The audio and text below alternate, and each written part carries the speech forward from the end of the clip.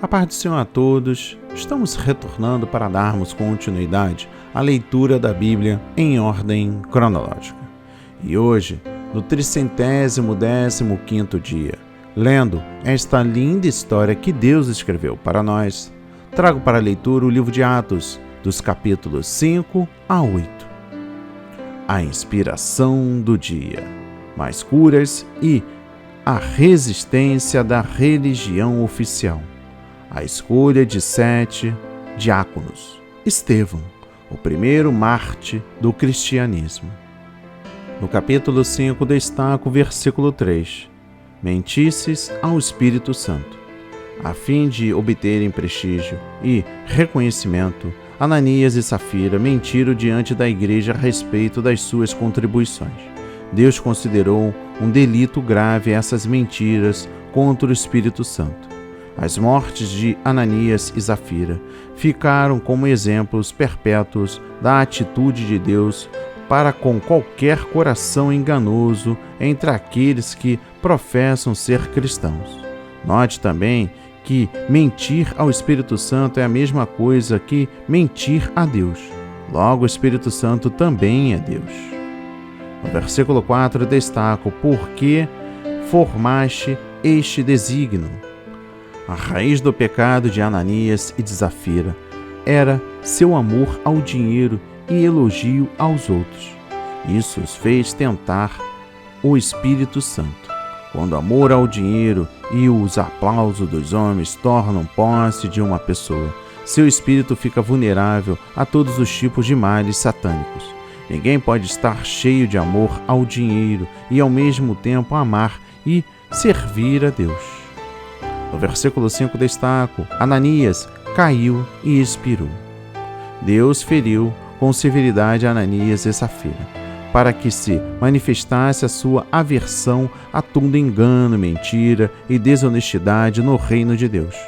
Um dos pecados mais abomináveis na igreja é enganar o povo de Deus no tocante ao nosso relacionamento com Cristo, trabalho para Ele e a dimensão do nosso ministério. Entregar-se a esse tipo de hipocrisia significa usar o sangue derramado de Cristo para exaltar e glorificar o próprio eu diante dos outros. Esse pecado desconsidera o propósito do sofrimento e da morte de Cristo e revela a ausência de temor do Senhor e do respeito e honra ao Espírito Santo, e merece o justo juízo de Deus. No versículo 11 destaco: houve um grande temor em toda a igreja. O julgamento divino contra o pecado de Ananias e Safira levou a um aumento de humildade, reverência e temor do povo para com o Deus Santo.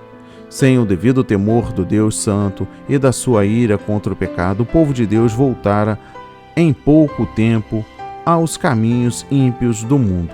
Cessará de experimentar o derramamento do Espírito e a presença milagrosa de Deus, e então lhe será cortado o fluxo da graça divina.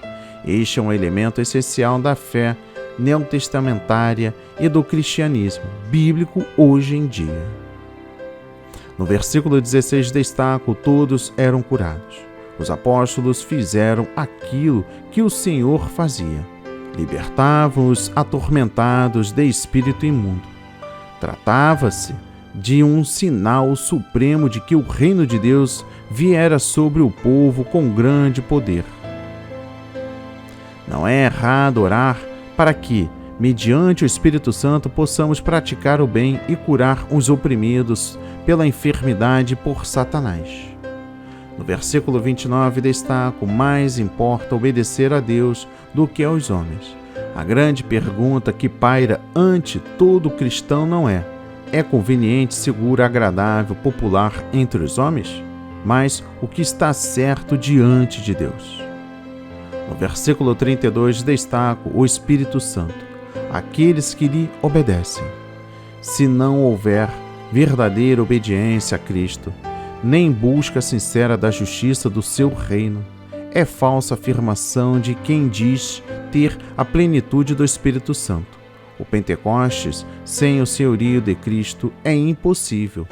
porque o Espírito Santo é dado somente àqueles que vivem na obediência da fé. No capítulo 6, destaca o versículo 3, cheios do Espírito Santo e de sabedoria. Os apóstolos estipularam que os 7 varões deviam apresentar evidências de terem continuado fielmente sob a influência do Espírito Santo. Segundo parece, os apóstolos supunham que nem todos os crentes continuavam na plenitude do Espírito. Em outras palavras, aqueles que deixam de andar fielmente segundo o Espírito cessarão de ser cheios do Espírito. Quanto à diferença entre conservar a plenitude e ser cheio do Espírito Santo, notemos o seguinte. Primeiro, os crentes que conservam a plenitude do Espírito Santo são caracterizados pela sua constância nessa condição, que os capacita a falar com inspiração profética ou a ministrar no poder do Espírito Santo segundo o seu querer. Segundo, a expressão cheios do Espírito Santo é usada.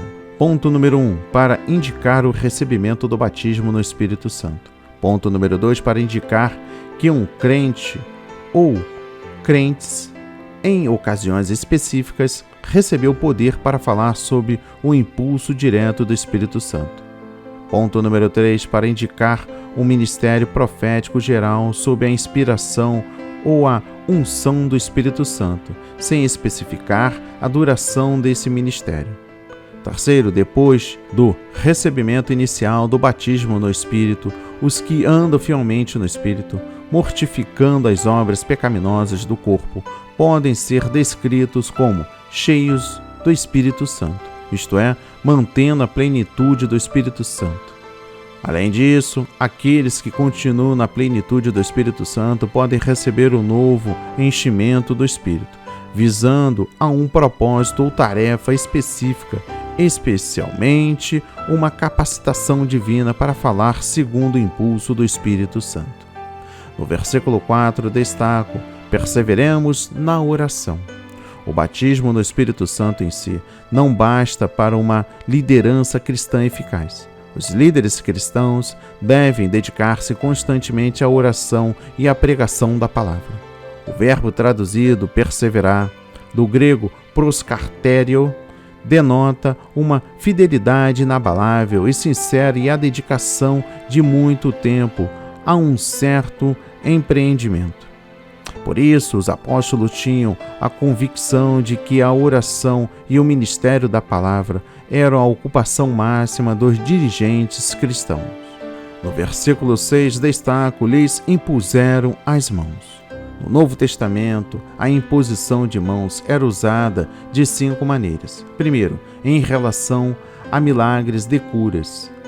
Segundo, ao abençoar outras pessoas. Terceiro, em relação ao batismo no Espírito Santo. Quarto, na comissão para uma obra específica. E quinto, na concessão de dons espirituais através dos presbíteros, como um dos meios através dos quais Deus transmite dons e bênção às pessoas. A imposição de mão veio a ser uma doutrina fundamental na igreja primitiva. Não pode ser dissociada da oração, pois a oração indica que os dons da graça, a cura ou batismo no Espírito Santo procede de Deus e não do ser humano. A separação destes 7 homens importava principalmente 2 coisas. Primeiro, era um testemunho público da igreja que esses homens tinham antecedentes de perseverança na piedade e na obediência à direção do Espírito Santo. Segundo, era um ato de separar aqueles homens à obra de Deus e um testemunho da sua disposição em aceitar a responsabilidade da chama divina. No versículo 8, destaca Estevão, cheio de fé e de poder. O Espírito Santo deu a Estevão poder para realizar prodígios e grandes sinais entre o povo. Ele deu grande sabedoria para pregar o Evangelho de tal maneira que os seus oponentes não podiam contestar os seus argumentos. No capítulo 7, destaca o versículo 2. Irmãos e pais, ouve.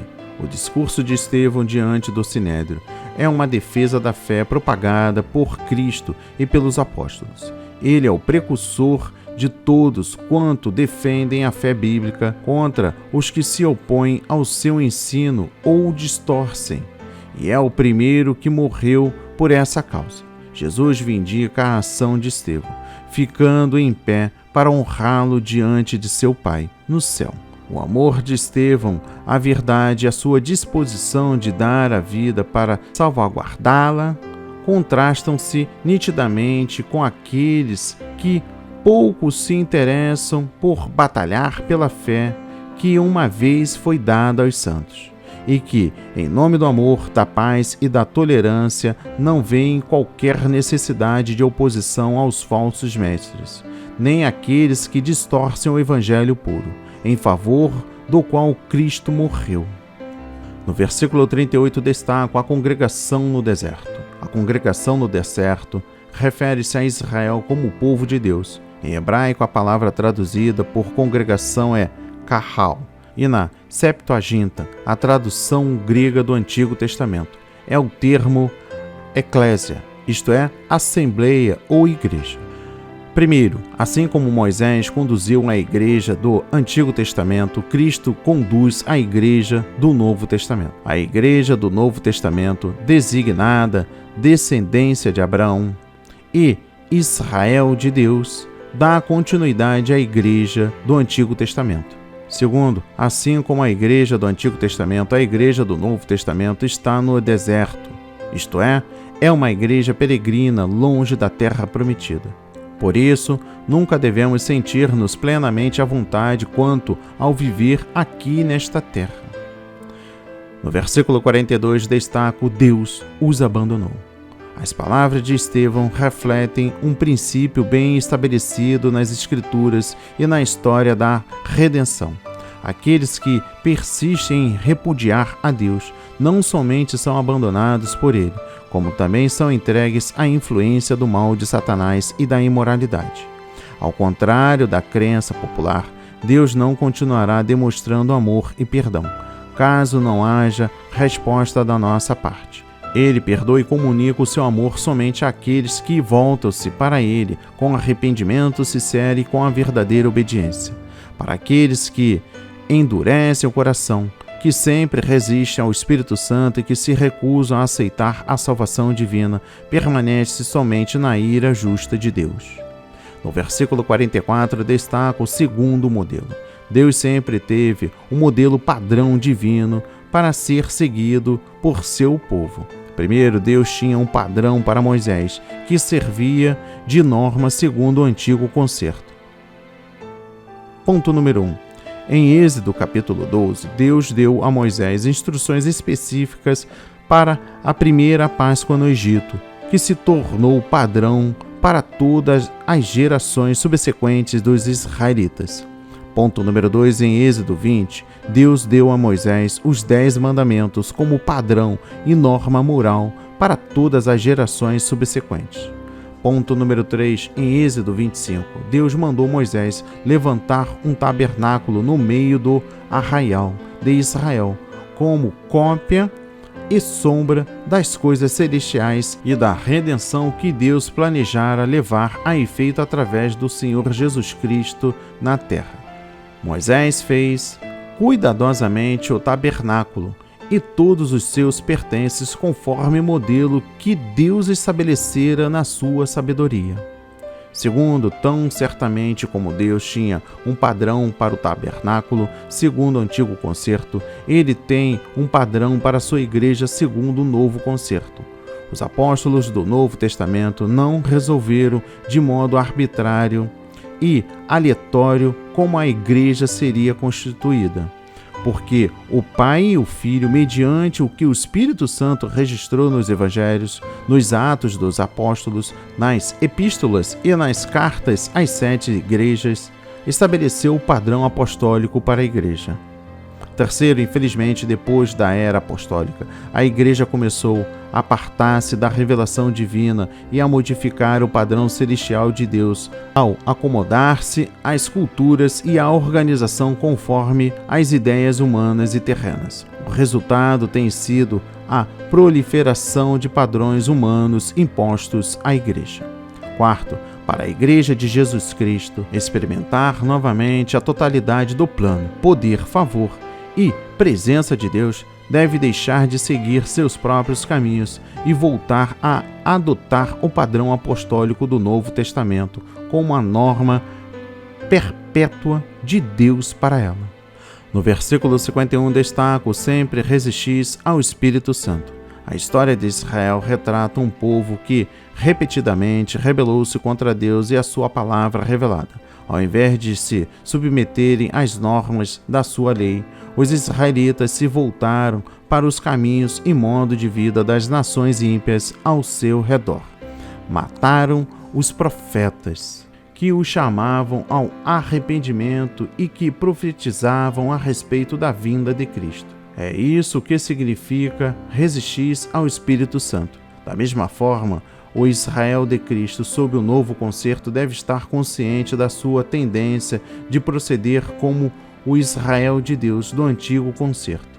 As igrejas de Cristo podem desviar-se dele e da sua palavra e recusar-se a dar ouvidos à voz do Espírito Santo.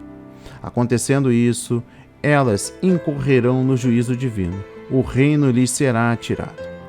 No versículo 56 destaco o Filho do Homem que está em pé. A Bíblia normalmente fala de Jesus assentado à direita de Deus, mas aqui, conforme a tradução literal do grego, Jesus colocou-se de pé para dar as boas-vindas ao seu primeiro mártir, que morreria por amor a ele. Estevão confessa a Cristo diante dos homens e defender a fé.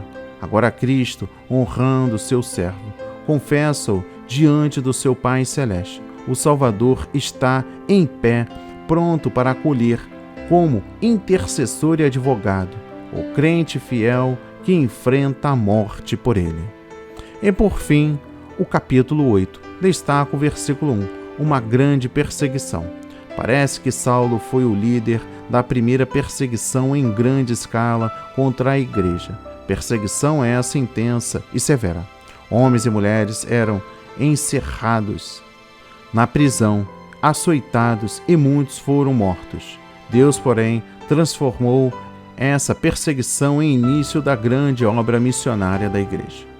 Dos versículos 5 a 24, destaco descendo Filipe a Samaria. Note a sequência de eventos nesse registro do derramamento do Espírito Santo nos crentes samaritanos. Primeiro, Filipe pregou o evangelho do reino e Deus confirmou a palavra com sinais e prodígios. Segundo, muitos samaritanos receberam a palavra de Deus, creram em Jesus, foram curados e libertos de espírito imundos e batizados nas águas. Assim experimentaram a salvação, a obra regeneradora do Espírito Santo e o poder do reino de Deus.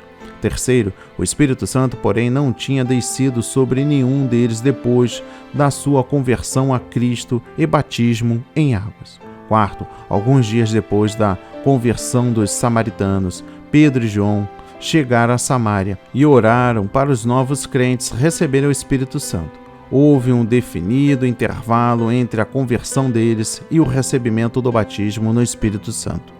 Este caso dos samaritanos segue o padrão da experiência idêntica dos discípulos no dia de Pentecostes. Quinto, sem dúvida, houve manifestação externa, neste caso de recebimento do Espírito Santo, a saber, línguas e profecias.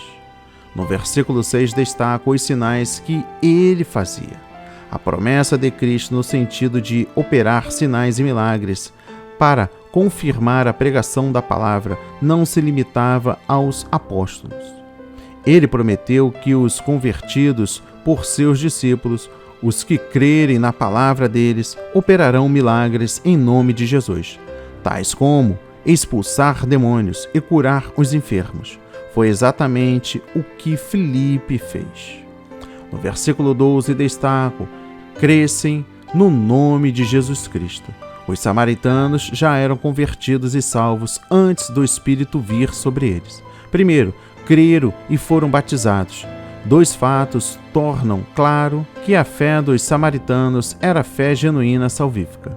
Ponto número 1. Tanto Filipe quanto os apóstolos consideravam válida a fé que eles tinham. Ponto número 2. Os samaritanos assumiram um compromisso público com Cristo mediante o batismo em águas. As Escrituras afirmam que quem crer e for batizado será salvo. Sendo assim, eram regenerados e o Espírito Santo habitava neles. Segundo o recebimento do Espírito Santo por eles, vários dias mais tarde, não era para a salvação, era para o recebimento do Espírito Santo, como os discípulos o receberam no dia de Pentecostes. Isto é, para dotá-los de poder para o serviço e testemunho para Deus. Lucas emprega aqui a expressão recebereis a virtude do Espírito, principalmente no sentido de revestir de poder divino, e não no sentido do novo nascimento ou da regeneração. E terceiro, alguns têm ensinado que a fé dos samaritanos não era uma fé salvífica e regeneradora. É uma incoerência crer que Filipe, um homem cheio de fé, de sabedoria e do Espírito Santo, batizasse, curasse e expulsasse demônios de pessoas cuja fé não considerasse genuína.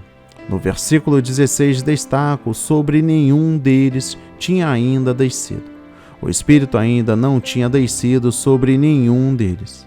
Da mesma maneira que descera sobre os crentes no dia de Pentecostes, ainda não descera sobre eles de conformidade com a promessa do Pai, e conforme Cristo predissera: vós sereis batizados com o Espírito Santo.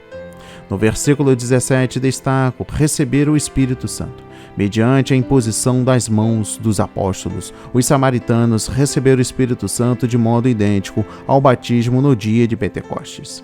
A experiência dos samaritanos em duas etapas, ou seja, primeiramente crer e depois ser cheios do Espírito, demonstra que a experiência em duas etapas dos crentes do dia de Pentecostes não foi anômala. As experiências tanto de Paulo, no capítulo 9, dos versículos 5 a 17, como as dos discípulos em Efésios, capítulo 19, versículos 1 a 6, foram igualmente a dos samaritanos. Aceitaram Cristo como Senhor e depois foram cheios do Espírito. Não tem a haver um longo tempo de espera entre a salvação e o batismo no Espírito, conforme demonstra o caso dos gentios em Cesareia. No versículo 18 destaco Simão vendo. A descida do Espírito sobre os samaritanos foi acompanhada de manifestações externas visíveis, notadas até por Simão, o mágico. Era razoável concluir que as manifestações visíveis eram semelhantes à dos primeiros discípulos no dia de Pentecostes, isto é, falar noutras línguas. Assim, tanto os samaritanos como os apóstolos tiveram um sinal confirmador da descida do Espírito Santo sobre aqueles novos crentes.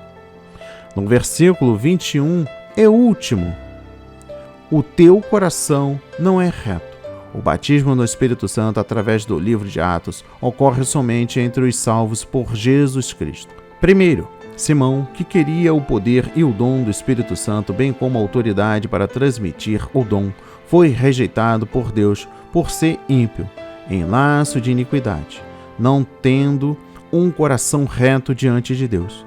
O dom genuíno do Espírito Santo será derramado somente sobre quem o teme e faz que é justo. Segundo, antes e depois do dia de Pentecoste, os discípulos de Cristo viviam para o Senhor ressurreto e oravam continuamente. Suas vidas eram separadas do pecado e do mundo e observavam o ensino dos apóstolos. Novos derramamentos do Espírito eram concedidos a crentes que tinham largado seus pecados e seus maus caminhos para viverem para Jesus Cristo. Andar no Espírito e ser guiado por Ele são sempre condições para alguém ser cheio do Espírito. Terceiro, qualquer experiência sobrenatural, tida como batismo no Espírito Santo, ocorrida em quem continuava nos caminhos pecaminosos da carne, não é de Cristo. Pelo contrário, é um falso batismo no Espírito e que pode ser acompanhado de poderes demoníacos. Que a palavra de hoje toque o seu coração, transforme a sua vida para a honra e a glória do Senhor. Leia a Bíblia diariamente, pois este é o verdadeiro canal que se aprende, conhece a verdade e ouve a voz de Deus. Amém e graças a Deus.